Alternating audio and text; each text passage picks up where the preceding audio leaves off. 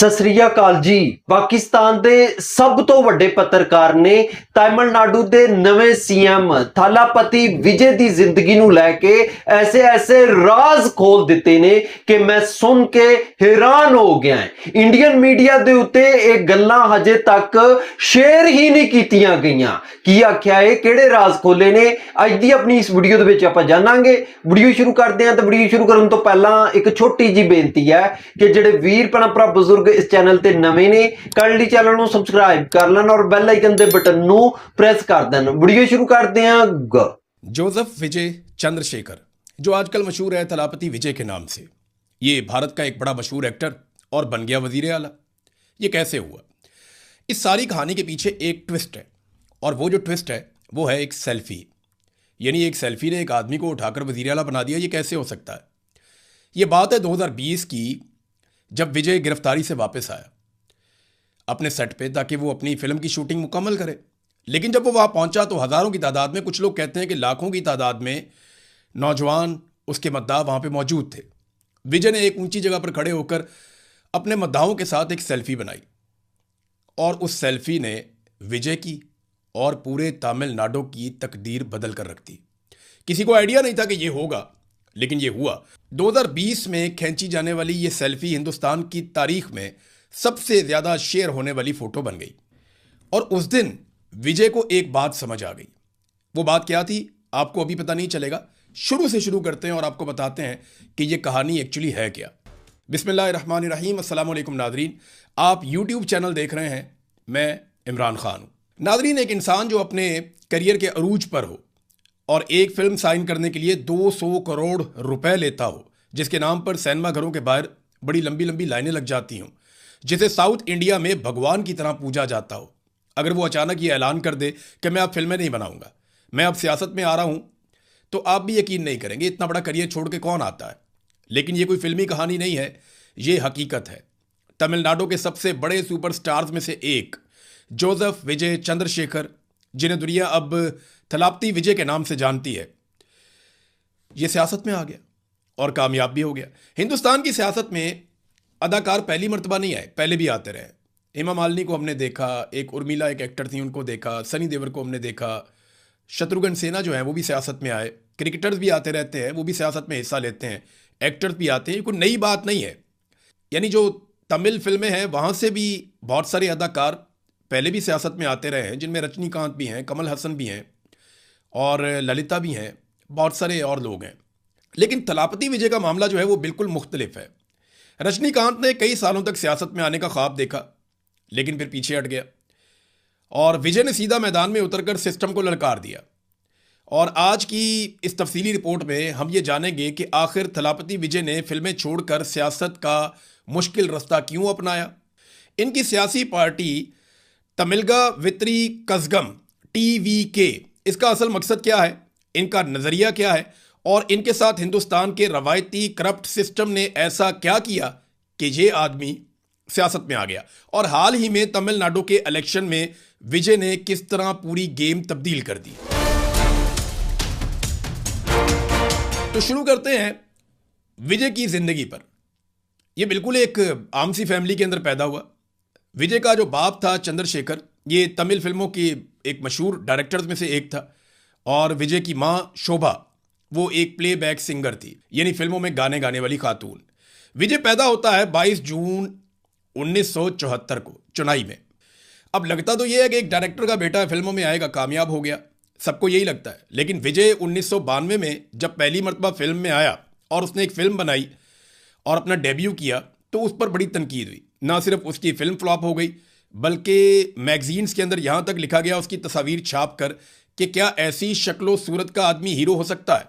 उस वक्त विजय का मजाक उड़ाया गया, उसकी अदाकारी और उसके दिखावे के ऊपर, जैसा वो दिखता था उसकी लुक्स के ऊपर टर्न्स किए गए। लेकिन विजय ने हार नहीं मानी, वो खामोशी से अपना काम करता रहा। 1996 में उसने एक और फिल्म बनाई और उसे एक बहुत बड़ा ब्रेक मिल गया उस फिल्म से। और लेकिन असल धमाका जो विजय ने किया वो उसकी एक फिल्म थी गिल्ली, जो उसने 2004 में बनाई थी। और इस फिल्म ने विजय को तमिलनाडु का एक बहुत बड़ा स्टार बना दिया। उसके बाद लगातार उसकी फिल्में आती रहीं, 2012 में, 14 में, 17 में, 21 में, 23 में, लगातार विजय ने बहुत सारी फिल्में बनाई और एक के बाद एक ब्लॉकबस्टर फिल्म उसके नाम होती रही। उसकी फिल्में बहुत मकबूल हो रही थी, वो बहुत बड़ा एक्टर बन गया था और सिर्फ साउथ इंडिया में नहीं बल्कि उसकी फिल्मों को डब करके हिंदी जुबान के अंदर बाकी इंडिया के अंदर भी देखा जा रहा था। आज की तारीख में विजय इंडिया में कमाई के लिहाज से जो अदाकार हैं उनमें सफ़े अव्वल का अदाकार था। यानी वो बहुत ठीक ठाक पैसे लेता था एक फिल्म बनाने के लिए। अगर आप उसकी ज़ाती ज़िंदगी में जाते हैं तो ये बहुत खामोश रहने वाला आदमी था। वो कभी मीडिया को इंटरव्यूज़ नहीं देता, वो कभी टीवी शोज़ में नहीं जाता, वो पब्लिक में बहुत कम बोलता है। वो सिर्फ अपनी फिल्मों की लॉन्च के वक्त कभी मीडिया से बातचीत करता था या मदाहों से बातचीत करता था। और उसकी तकरीर का जो आगाज़ है वो हमेशा एक जुमले से होता है। जुमला तो वो तमिल ज़बान का है, उसका तर्जुमा मैं आपको बता देता हूँ कि मेरे दिल में बसने वाले मेरे प्यारे फैंस, वो इस जुमले से हमेशा अपनी बातचीत का आगाज़ करता था। विजय का नज़रिया हमेशा से ये नज़रियाती तौर पे एक फलाई आदमी था। वो सियासत में आने से पहले उसने एक फलाई इदारा भी बनाया हुआ था जिसका नाम था VMK, यानी विजय मक्कल अयाकम। ये अब तमिल ज़बान का एक लफ्ज़ है, तो VMK के नाम से उसने अपना एक इदारा बनाया हुआ था और तमिलनाडु के हर ज़िले के अंदर गरीबों की वो मदद करता था। रात के वक्त पढ़ने वाले बच्चों के लिए उसने नाइट स्टडी सेंटर्स खोले हुए थे और ब्लड डोनेशंस के कैंप वो लगाता था। कुदरती आफात आ जाती थी तो तमिलनाडु की गवर्नमेंट से पहले विजय के लोग पहुंचते थे और इसके अपने जो वर्कर्स हैं, इसके अपने जो साथी हैं, वो सबसे पहले मदद करने के लिए जाते थे। नज़रियाती तौर पे एक सेकुलर आदमी है और समाजी इंसाफ पर यकीन रखने वाला आदमी है। अब इसका मानना है कि तालीम सबके लिए मुफ्त और एक जैसी होनी चाहिए और मुआशरे में मज़हब और ज़ात पात की बुनियाद पर कोई तफरीक नहीं होनी चाहिए। फलाई कामों में इसका एक ही नारा था और वो नारा ये था, पैर पोकम एला और एकम, यानी पैदाइशी तौर पर तमाम इंसान एक बराबर हैं। अब विजय सियासत में क्यों आया, ये सवाल आपके दिमाग में आ रहा होगा। तो इसका जवाब जो है वो हुकूमत के पास है, क्योंकि तमिलनाडु की हुकूमत ने और बीजेपी की हुकूमत ने विजय के साथ कुछ ऐसा किया कि उसको सियासत में आना पड़ गया। विजय की मकबूलियत बढ़ती चली जा रही थी और सबकी इसके ऊपर नज़र थी और सब चाहते हैं कि जो मकबूल आदमी है वो हमें सपोर्ट करे और सिस्टम अपने लिए ऐसे आदमी को खतरा भी समझता है। हिंदुस्तान के करप्ट पॉलिटिकल सिस्टम ने विजय को गिराने की कुछ कोशिशें की और उसकी वजह बनी उसकी 2 फिल्में। विजय ने एक फिल्म की 2017 में, फिल्म का नाम था मिर्सल। इस फिल्म में विजय का एक डायलॉग था और उस डायलॉग ने इंडिया की सियासत में आग लगा दी। इस डायलॉग में विजय ने हुकूमत के ऊपर तनकीद की थी और टैक्स को लेकर तनकीद की थी। इसका ये डायलॉग बहुत ज़्यादा वायरल हो गया, पूरे इंडिया में लोग इसको दोहराने लगे और हर जगह पे इसकी डिस्कशन भी हो रही थी। विजय ने जो डिजिटल इंडिया का एक पूरा कॉन्सेप्ट है उसके ऊपर तनकीद करते हुए ये कहा था इस फिल्म में कि हम 28% GST देते हैं, यानी हम जो टैक्स देते हैं जनरल सेल्स टैक्स वो 28% है, लेकिन हमारे अस्पतालों में ऑक्सीजन नहीं है, जबकि सिंगापुर के लोग 7% टैक्स देते हैं और वहां पे लोगों को मुफ्त इलाज मिलता है। ये बात पूरे इंडिया के अंदर डिस्कस हुई और ये डायलॉग मरकजी हुकूमत बीजेपी को चुभ गया। बीजेपी के लीडर्स विजय के पीछे पड़ गए, इसके ऊपर जाती हमले किए गए और फिर इसको उसके पूरे नाम से बुलाना शुरू कर दिया कि ये तो एक ईसाई है, ताकि लोग इससे मुतनफ़र हो जाएं। इसके फैंस इसको इसलिए छोड़ दें कि ये एक ईसाई आदमी है। और आपको पता है बीजेपी हमेशा से मज़हब का कार्ड इस्तेमाल करती है, तो उन्होंने इसके खिलाफ मज़हब का कार्ड इस्तेमाल किया, लेकिन तमिलनाडु की आवाम विजय के साथ खड़ी हो गई और फिल्म जो थी वो मेगा ब्लॉकबस्टर फिल्म गई, वो बहुत मशहूर हो गई इस कंट्रोवर्सी के बाद। 2018 में विजय ने एक और फिल्म बनाई, फिल्म का नाम था सरकार। सरकार नाम से इंडिया में और फिल्में भी बनी, लेकिन विजय की फिल्म में एक ऐसा सीन था जिसने पूरे तमिलनाडु की सियासत की जड़ों को हिलाकर रख दिया। हुआ ये कि 2018 में जो एक फिल्म बनाई सरकार, ये फिल्म कोई एक्शन थ्रिलर टाइप की फिल्म नहीं थी, ये एक्चुअली विजय का एक सियासी मंशूर था। यानी अगर आप देखें तो विजय का जो कॉन्सेप्ट है वो आपको इस फिल्म में नजर आता है। ये एक ऐसे बिजनेसमैन के गिर्द घूमती है पूरी फिल्म जो बैरून मुल्क से इंडिया अपना वोट डालने के लिए आता है, लेकिन उसको पता चलता है कि उसका वोट तो कोई और डाल गया। यहां से वो हिंदुस्तानी आइन के सेक्शन 49P के तहत अपना वोट वापस मांगता है और पूरे करप्ट इलेक्शन सिस्टम के खिलाफ एक तहरीक खड़ी कर देता है। अब इस फिल्म में ना सिर्फ ये एक बहुत बड़ा प्रॉब्लम था कि वोट कोई और डालकर चला गया, बल्कि एक प्रॉब्लम और भी था। वो ये था कि इसमें एक सीन था जिसमें तमिलनाडु की जो हुक्मरान पार्टी है AIADMK ये पार्टी का नाम है। उसके तन बदन में आग लग गई और उनको परेशानी पैदा हो गई कि ये इसने क्या किया। अब इस फिल्म में हुआ ये कि हिंदुस्तानी सियासत खासतौर पे तमिलनाडु में एक बहुत पुरानी बीमारी है। इस बीमारी का नाम है फ्री बीज कल्चर। ये फ्री बीज कल्चर क्या है जी? ये फ्री बीज कल्चर है मुफ्तखोरी का एक निज़ाम। इसमें होता यह है कि हुक्मरान लोगों को चीज़ें बांटते हैं, जैसे पाकिस्तान में सिलाई मशीनें बांटते हैं, लैपटॉप बांटते हैं, लोगों को कुछ ना कुछ थोड़ा बहुत कोई कार्ड दे दिया, ये दे दिया, वो दे दिया, तो छोटी छोटी चीज़ें बांट के लोगों को राज़ी करने की कोशिश करते हैं। तो इंडिया में खासतौर पे तमिलनाडु में ये बहुत ज़्यादा होता था। वहाँ पे सियासतदान गरीब आवाम को वोट के बदले में मुफ्त दे देते थे, mixer, juicer, grinder, TV set, laptop, इस तरह की चीज़ें बांटते थे। फिल्म सरकार के एक सीन में विजय ने अवाम को एहसास दिलाया कि हुकूमतें उन्हें ये चंद हज़ार की मुफ्त चीज़ें देकर उनका लाखों का हक मार देती हैं। और इसके बाद फिल्म में दिखाया जाता है कि अवाम गुस्से में आकर हुकूमत के दिए हुए तमाम मिक्सर, ग्राइंडर, लैपटॉप, टीवी, वो बाकी सारी चीज़ें लाकर एक चौक में रख के आग लगा देते हैं। यही वो सीन था जिसने हुक्मरान पार्टी की नींदें उड़ा दी, क्योंकि ये जो कल्चर था ना, फ्री बीज कल्चर, ये जो तमिलनाडु की हुक्मरान जमात थी AIADMK, उनकी एक लीडर जयललिता ने उरूज पे पहुंचाया था। और उसके बाद जो कुछ हुआ वो किसी फिल्मी ड्रामे से कम नहीं था। पार्टी के वुज़रा ने खुलेआम विजय पर और फिल्म के डायरेक्टर पर बगावत का मुकदमा चलाने की धमकियां दी। पार्टी के गुंडे सड़कों पे निकल आए, सिनेमा घरों पे हमले किए गए और जिन स्क्रीन पे फिल्में चल रही थी उन्हें ज़बरदस्ती बंद करवा दिया गया। सिनेमा के बाहर जो थलापति विजय के 100 फुट लंबे बहुत सारे बैनर लगे हुए थे उनको फाड़ दिया गया और उनको जला दिया गया। रात के वक्त पुलिस की भारी नफरी डायरेक्टर को गिरफ्तार करने उसके घर पहुंच गई। विजय और उनकी पूरी टीम पर शदीद दबाव डाला गया। उन्हें डराया और धमकाया गया कि वो आइंदा कभी सिस्टम के खिलाफ बोलने की जुर्रत ना करें। मजबूरन सिनेमा घरों को बचाने के लिए और फिल्म चलती रहे, इसलिए वो आग लगाने वाला जो सीन है वो उस फिल्म में से एडिट कर दिया गया, काट दिया गया। अब आ जाए वो सेल्फी वाला वाकया जो 2020 में हुआ। हुकूमत का दिल तो भर नहीं रहा था और उनको आइडिया था कि विजय कितना डैमेज कर चुका है अपने पैगामात के जरिए से। इनकलाबी किस्म का आदमी था और वो फिल्मों में ऐसे टॉपिक्स को डिस्कस करता था। सिस्टम का सबसे बड़ा जो वार था वो 2020 में हुआ। विजय अपनी फिल्म मास्टर की शूटिंग कर रहा था कि उस वक्त इनकम टैक्स के अफसरान ने उसको शूटिंग के बीच में से उठा लिया और मुसलसल 30 घंटे तक उसके घर की तलाशी ली, उसको अपनी हिरासत में रखा। लेकिन हुकूमत को उनके घर से कुछ भी नहीं मिला, कोई गैर कानूनी पैसा भी नहीं मिला। जब विजय अपनी शूटिंग के लिए अपने सेट पर वापस आया तो वहाँ पे लाखों की तादाद में उनके फैंस और उनके सपोर्टर्स खड़े थे। तब विजय ने बस ऊपर चढ़ के बस के ऊपर खड़े होकर एक सेल्फी ली थी अपने मद्दाहों के साथ। ये सेल्फी हिंदुस्तान की तारीख में 20 साल में सबसे ज़्यादा रीट्वीट होने वाली तस्वीर बन गई। इन तमाम वाक़यात ने विजय को एक बात समझा दी जो मैंने आपको इस वीलॉग के शुरू में कही थी कि आप सिस्टम से बाहर रहकर सिस्टम पे तनकीद कर सकते हैं, लेकिन अगर आपने सिस्टम को ठीक करना है तो आपको सिस्टम में उतरना पड़ेगा। अगर आप बाहर ही रहेंगे तो सिस्टम आपको कुचल कर रख देगा। अगर सिस्टम को साफ करना है तो इस कीचड़ के अंदर आना पड़ेगा। और यही इनकी सियासत में आने का सबसे बड़ा मुहर्रिक या मोटिव वो बन गया। आखिरकार वो दिन आ गया जिसका करोड़ों मदाहों को इंतजार था। 2 फरवरी 2024 को थलापति विजय ने बाकायदा अपनी सियासी पार्टी का ऐलान कर दिया। उनकी पार्टी का नाम है तमिलगा वेत्री कज़गम, यानी इसको बुलाया जाता है TVK के नाम से। और इस पार्टी के नाम का मतलब है तमिलनाडु की जीत की पार्टी।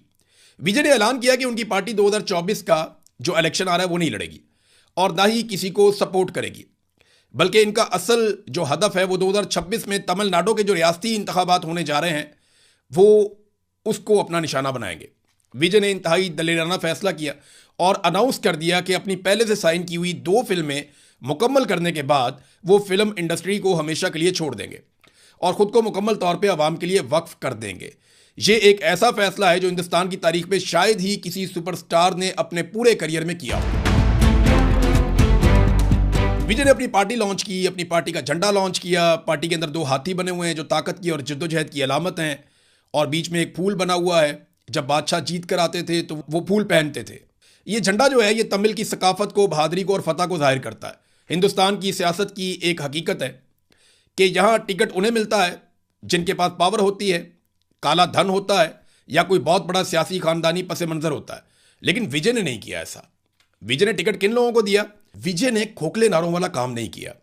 उनकी हिकमत अमली ग्रास रूट लेवल यानी निचली सतह पर काम करने वालों पर है। 2021 में विजय की सियासत में बाकायदा एंट्री से पहले ही उनके फलाही इदारे विजय मक्कल अयाकम के मेंबरान ने तमिलनाडु के मुख्तलिफ इलाकों से लोकल बॉडीज़ के इलेक्शन लड़े थे और हैरानकुन तौर पे उन्होंने 100 से ज़्यादा सीटें जीतकर सबकी नींदें उड़ा दी थी। अब विजय ने जो पार्टी के टिकट तकसीम किए उसकी पॉलिसी बड़ी वादे थी।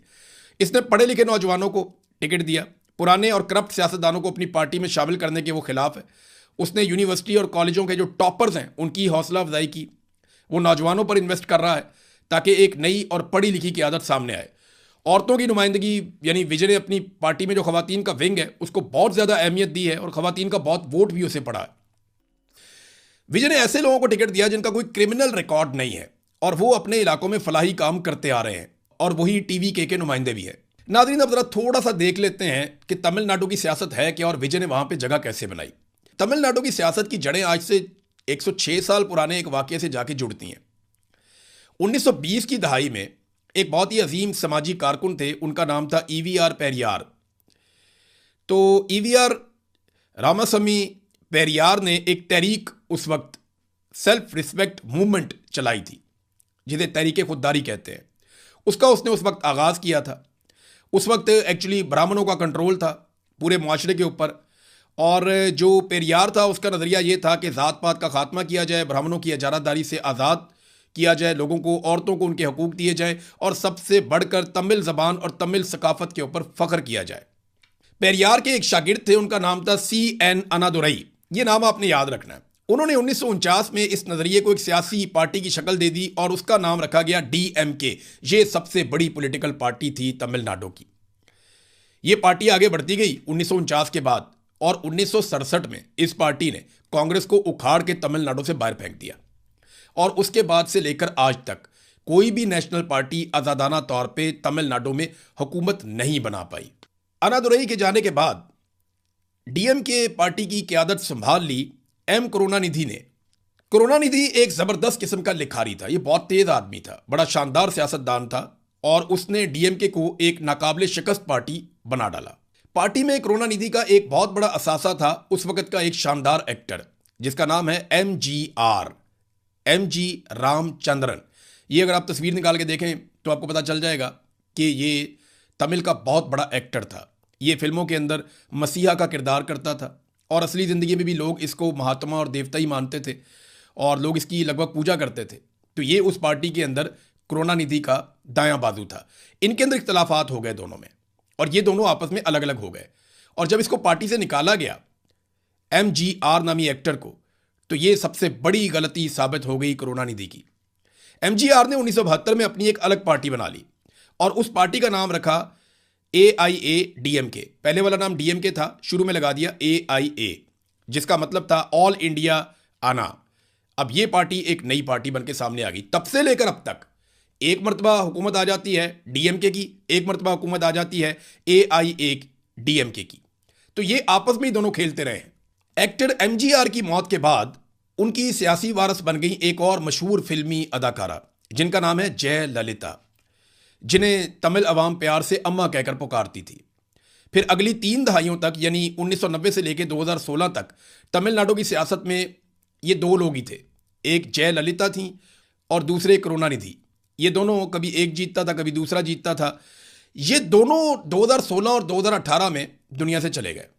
दिसंबर 2016 में जयललिता का इंतकाल हो गया और अगस्त 2018 में करुणानिधि भी इस दुनिया से चले गए। इनके जाने के बाद तमिलनाडु की सियासत में एक बहुत बड़ी खलीज पैदा हो गई। जो जयललिता की पार्टी थी वो टूट फूट का शिकार हो गई, जबकि करुणानिधि की पार्टी जो है वो उनके बेटे ने संभाल ली। इस इलेक्शन से पहले तक करुणानिधि के बेटे MK स्टालिन तमिलनाडु के वजीर आला थे। MK स्टालिन काफ़ी सुलझा हुआ आदमी है, लेकिन उसमें वो कशिश नहीं है या उसके अंदर वो जनून नहीं है जो विजय में था, और ये अपने वालिद की तरह एनर्जेटिक भी नहीं है, ना ही इसमें जयललिता वाली बात है। अब मामला ये है कि DMK पार्टी का वजीर आला तो है लेकिन निस्बतन कमज़ोर, जबकि जयललिता की मौत के बाद उनकी पार्टी जो है वो टुकड़ों में तकसीम हो गई। बीजेपी को क्योंकि उनकी सियासत मजहब पे है उसकी जगह तमिलनाडु में बन नहीं रही, तो यहाँ पे एक बहुत बड़ा वैक्यूम पैदा हो गया। ये वो परफेक्ट टाइमिंग है, यही वो खला है जिस पर थलापति विजय ने वार किया। 50 सालों में पहली बार तमिलनाडु का दरावड़ी किला इतना कमज़ोर हुआ और अवाम एक नए साफ सुथरे और करिश्माती लीडर की तलाश में थी और तमिल अवाम के लिए इस वक्त थलापति विजय से बड़ा कोई करिश्मा नहीं था। विजय ने इसी दरावरी नजरिए यानी समाजी इंसाफ, मसावात, तमिल जबान की हिफाजत को अपनाया, लेकिन उसे खानदानी सियासत और करप्शन से पाक करके एक नए दौर की बुनियाद रखने का उसने ऐलान कर दिया। अब 2026 के इंतखाबात होते हैं तमिलनाडु के असेंबली के। 23 अप्रैल 2026 को तमिलनाडु की 234 नशिस्तों पर वोटिंग होती है। विजय ने किसी भी बड़ी पार्टी के साथ इत्तेहाद करने की बजाय अकेले इलेक्शन लड़ने का फैसला किया। टीवी के जो विजय की पार्टी है उसने 234 में से 108 नशिस्तें जीतकर पूरे भारत को हैरान करके रख दिया। मजमूई तौर पे 35.1% वोट इस पार्टी ने लिए, जबकि डीएमके ने 24.2% वोट लिए और एआईएडीएमके ने 21.1% से थोड़े से ज्यादा वोट लिए। इस इलेक्शन में विजय ने नौजवानों के हाथों बड़े बड़े बुर्ज गिरा दिए। खुद विजय का अपना इलेक्शन और बहुत सारे ताकतवर सियासतदानों के इलेक्शन, लोग हैरान रह गए कि बड़े बड़े बुर्ज इस सियासत के अंदर उड़ गए, तबाह हो गए। विजय ने अपनी पूरी इलेक्शन मुहिम कैसे चलाई, यह भी बहुत इंपॉर्टेंट है। उसने डिजिटल मीडिया के ऊपर अपनी मुहिम चलाई। व्हाट्सएप के जरिए से, यूट्यूब के जरिए से, ट्विटर के जरिए से उसने अपनी इंतखाबी मुहिम चलाई। खामोशी से वो अपना काम करता रहा। उसने रवायती मीडिया को इंटरव्यू देने की बजाय बराह रास्त अवाम से मुलाकातें की, अवामी जलसे और जुलूस किए, अवाम के साथ जुड़ा रहा। विजय जहां भी जाता था सेल्फी बनाता था। बात वापस सेल्फी पे आ गई। विजय ने 2020 में एक सेल्फी बनाई थी, फिर वो अपने हर जलसे में अवाम के साथ एक सेल्फी बनाता था और उस वक्त जलसे का माहौल देखने वाला होता था। विक्रमांदी में होने वाला जो पहला जलसा था जो विजय ने किया, वहां पे लाखों लोग आ गए थे। उस एक जलसे ने साबित कर दिया था कि हवाओं का रुख बदल चुका है। 70% नौजवान इलेक्शन लड़ रहे थे जिनकी उम्र 40 साल से कम थी। बड़ी तादाद में डॉक्टर्स, इंजीनियर्स और समाजी कारकुनों को टिकट दिए गए थे। खवातीन की नुमाइंदगी पर खास तवज्जो दी गई थी। तो थलापति विजय की यह कामयाबी महज एक इत्तफाक नहीं है, बल्कि वो बड़ी प्लानिंग के साथ लड़ा है। उसने एक एक कमजोरी का फायदा उठाया है और उसने देखा उसके लोगों को क्या चाहिए और उसने नीयत के साथ काम किया है। और विजय ने उस गुस्से का फायदा उठाया जो अवाम के दिलों में पुराने सियासी निजाम के खिलाफ था। विजय ने साबित किया कि अगर नीयत साफ हो और जज्बा सच्चा हो तो आप अकेले भी पूरे निजाम का रुख मोड़ सकते हैं। तो नादरीन, ये थी विजय की बड़ी इंटरेस्टिंग कहानी। क्या पाकिस्तान में ऐसा हो सकता है? इमरान खान ने एक नई पार्टी बनाई थी, उससे लोगों को बहुत सारी उम्मीदें थी। क्या वो उम्मीदें पूरी हुई या वो उम्मीदें पूरी होंगी? मैं जानता हूं पाकिस्तानी बड़ी शानदार कौम है। पाकिस्तानी भी तंग है, परेशान है रवायती सियासतदानों से, दकियानूसी सिस्टम से, निज़ाम के जुल्म से, जबर से, फसादियत से, एस्टेब्लिशमेंट के हथकंडों से। एक दिन आएगा कि पाकिस्तानी भी जान छुड़ाएंगे। अब तक के लिए इतने। अपना ख्याल रखिएगा, अपने चैनल का भी। अल्लाह हाफिज़। ਵੀਡੀਓ ਦੇ ਵਿੱਚ ਆਪਾਂ ਨੇ ਦੇਖਿਆ ਤੇ ਸੁਣਿਆ ਤਾਲਾਪਤੀ ਵਿਜੇ ਦੀ ਇੱਕ ਸੈਲਫੀ ਨੇ ਕਿਸ ਤਰ੍ਹਾਂ ਉਹਨਾਂ ਨੂੰ ਤਾਮਿਲਨਾਡੂ ਦਾ ਸੀਐਮ ਬਣਾ ਦਿੱਤਾ। बहुत ਵੱਡੀ ਮੋਟੀਵੇਸ਼ਨਲ ਸਟੋਰੀ ਹੈ ਔਰ ਪੂਰੀ ਦੁਨੀਆ ਦੇ ਵਿੱਚ ਥਾਲਾਪਤੀ ਵਿਜੇ ਦਾ ਜ਼ਿਕਰ ਕੀਤਾ ਜਾ ਰਿਹਾ ਹੈ। ਪੂਰੀ ਦੁਨੀਆ ਦੇ ਮੀਡੀਆ ਨੇ ਥਾਲਾਪਤੀ ਵਿਜੇ ਦੀ ਇਹ ਸਕਸੈਸ ਸਟੋਰੀ ਜਿਹੜੀ ਹੈ ਉਹ ਸ਼ੇਅਰ ਕੀਤੀ ਹੈ। ਲੇਕਿਨ ਜਿਹੜੀਆਂ ਹਕੀਕਤਾਂ ਇਮਰਾਨ ਖਾਨ ਨੇ ਦਸੀਆਂ ਹੈ, ਇਹ ਹਕੀਕਤਾਂ ਕਿਸੇ ਨੇ ਵੀ ਨਹੀਂ ਦਸੀਆਂ। ਈਵਨ ਕਿ ਇੰਡੀਅਨ ਮੀਡੀਆ ਦੇ ਉੱਤੇ ਵੀ ਇਹ ਗੱਲਾਂ ਸ਼ੇਅਰ ਨਹੀਂ ਕੀਤੀਆਂ ਗਈਆਂ। इन्हां गल्लां ने पूरी दुनिया नूं हैरान करके रख दिता है और इमरान खान दी ये वीडियो भारत दे विच बहुत ज्यादा वायरल हो रही है।